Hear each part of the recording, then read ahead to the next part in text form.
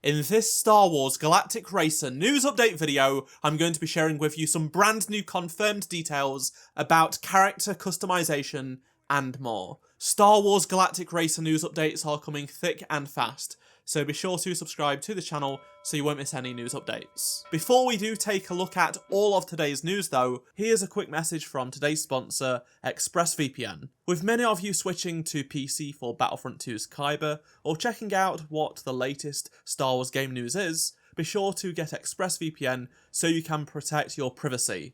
ISPs are like the ISB and they can see everything you do online and then sell it to advertisers.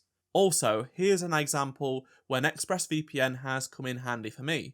As you might know, I've travelled a lot to many Star Wars gaming events. This means having to connect to lots of unencrypted Wi-Fi networks in hotels, airports and more. Thankfully, ExpressVPN hides everything from potential hackers who want to steal personal information via these Wi-Fi networks. ExpressVPN is at its lowest price ever, which works out to just 12 cents a day with the new tier pricing. Find out how you can get up to 4 extra months by clicking the link in the description below, expressvpn/astrue. Following last week's big news updates and interviews with Matt Webster, the CEO and co-founder of Fuse Games, another new interview has just dropped. We actually got some really interesting insights as to how this game came about, its development challenges, what it's like to work with Lucasfilm on making video games and more, stuff that no other games developer has really said because they are beholden to a larger publisher, whereas Fuse Games are a brand new independent studio. Matt is the CEO, he can say whatever he likes. Matt candidly said in this interview that they had significant challenges since starting Fuse Games 3 years ago, and it also costs a lot of money to make a Star Wars game. We already had a good idea that was the case, but this is a small studio, this is an expensive project for them for their very first game. He said, yeah, it's very expensive. We didn't make it easy for ourselves because whilst we are showing pod racing, you'll see from the reveal we wanted to be different and tell the story of the Galactic League and the vehicles you are going racing beyond pod racing.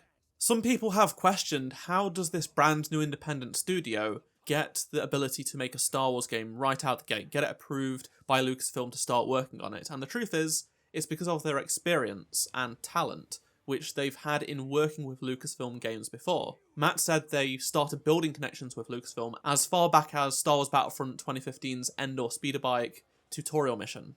He said that mission was actually pitched to him as an impossible mission, and they did manage to achieve the goal of it being a real Star Wars fantasy. They went on to do the Rogue One X-Wing VR mission, which I actually got to do at Criterion, the developers that made this for Battlefront 2015. I was there, I saw Matt, I saw a bunch of the developers who had worked on this mission, and it was a lot of fun, and I knew Criterion could do more great Star Wars things. Which is what they ended up doing after that. They did all of the work on Starfighter Assault, a lot of the vehicle work, and Arcade for Battlefront 2. All this has culminated in Lucasfilm giving Fuse Games a chance from week 3. 3 weeks since the birth of Fuse Games 3 years ago, Lucasfilm Games entered a partnership with them to make a Star Wars game. Interestingly, he says that Lucasfilm are actually supporting this game in a way they've not worked in before when it comes to Star Wars games, so I wished we could have had more information on this. It's really interesting to see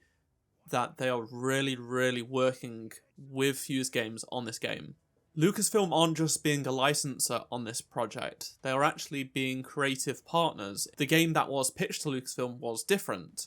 Since then it's been tweaked and, as Matt put it has been steered in particular directions to reflect the opportunity that they saw. Lucasfilm and Fuse Games share the same vision that they could breathe some fresh contemporary life into an experience that people have not had for a long time, a Star Wars racing game. As we know, the game is set post Return of the Jedi and after the Battle of Jakku, so it's going to be able to take things from all different eras, the prequel trilogy, the original trilogy, and stuff that we do end up seeing in the sequel trilogy, given that Jakku is one of the planets that we'll be racing on. Matt says they reached far into the Star Wars archives and created a lot of new. The new stuff required a lot of collaboration and iteration between both Fuse and Lucasfilm. They took a lot of their learnings from Battlefront 2's development with Starfighter Assault, especially when it comes to what fans want from Star Wars. It's not just original trilogy, but also those prequel era stories. Now let's talk about character customization, because we've known for quite some time now that you will be playing as Shade, a new canonical character. This is a canon story, except there will be some freedom in how you will approach things, but overall, Shade is an actual character that's part of Star Wars canon now, and this immensely disappointed fans, because there isn't any character customization, except that's not entirely true.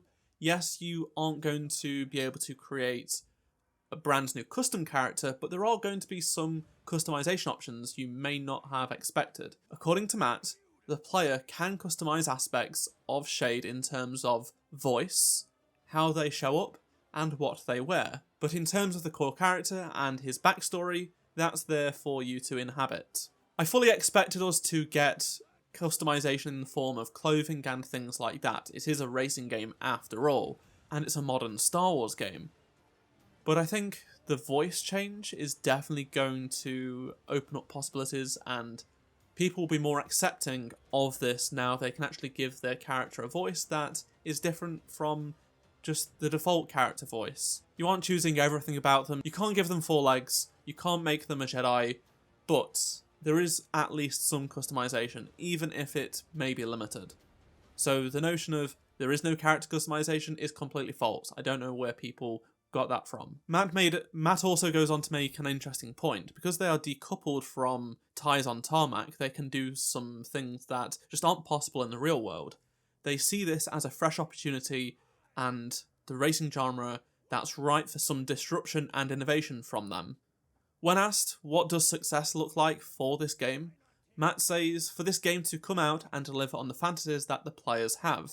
He does say it does need to be a commercial hit. That's important for them to continue to be an independent studio, but it gives them a foundation to continue to be an independent AAA studio. They have big ideas, according to Matt, for this game and beyond. They want to look at it like it's got a life beyond just one experience. This doesn't mean the next game they make will be Star Wars, but it may open the door for another Star Wars game from this team later down the line, if they decide to take a bit of a break from doing Star Wars, or they may try and do a smaller project on the side, just a more standard racing game that isn't set in the Star Wars universe. I think it does sound like many options are on the table, but it does also rely on the fact that the game needs to be a success in terms of actually selling copies and making money, obviously. Every time Fuse Games are able to share more about this game, and it's been a lot recently, everyone's been very happy with what they've been hearing. It's fantastic news that's coming out about this studio and game. I'd love to hear your thoughts on anything I've talked about in this video, so please do let me know down in the comment section below. If you enjoyed this video, be sure to drop a like, subscribe so you don't miss any future Star Wars Galactic Racing news updates, and if you did miss any of the previous ones, be sure to click on the playlist on screen right now, and I shall see you in my next video. Goodbye.